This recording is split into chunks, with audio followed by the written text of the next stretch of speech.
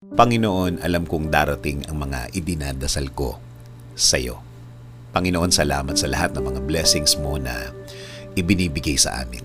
Salamat sa patuloy mong pagbibigay ng pag-aalaga sa amin.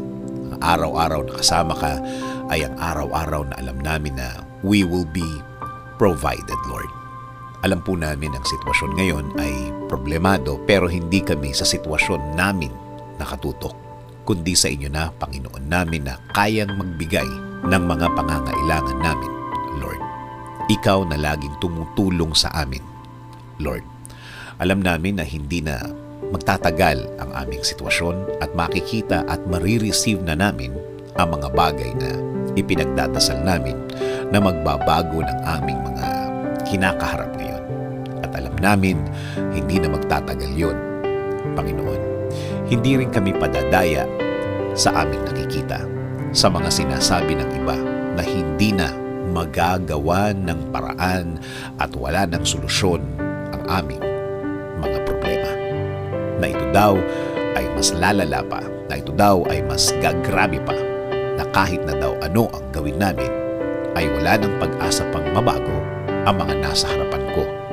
Panginoon, kung salita lang nila ang aming pakikinggan, kung mga sinasabi nila ang aming iisipin, Lord, para ko lang pinahina ang faith ko sa inyo. Lord, pangako po, sa inyo lang po kami maniniwala at magtitiwala. Kayo po ang magiging laman ng aming mga puso at isipan. Sa salita nyo lang kami maniniwala at hindi ang sa kanila. Kaya ngayon, Panginoon, ngayon pa lang, salamat na po sa inyong mga naibigay sa amin.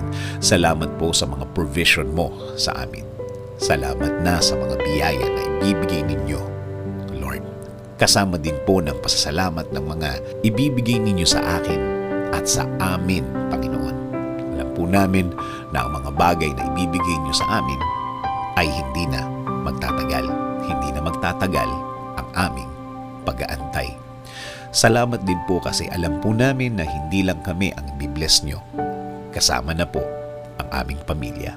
Sila rin po ay makakatanggap ng biyaya ninyo, Panginoon. Alam po namin na hindi nyo rin sila pababayaan, Lord. And Lord, please bless our country. Kayo na po, Panginoon, ang bahala sa aming bayan. Please bless our government officials, Lord. Lead them and guide them always. Provide them with more wisdom.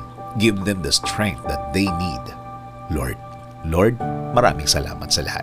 Sa lahat ng inyong ibinigay at ibibigay sa aming sarili, sa aming pamilya, at sa aming bayan. This is our prayer. In Jesus' name, Amen.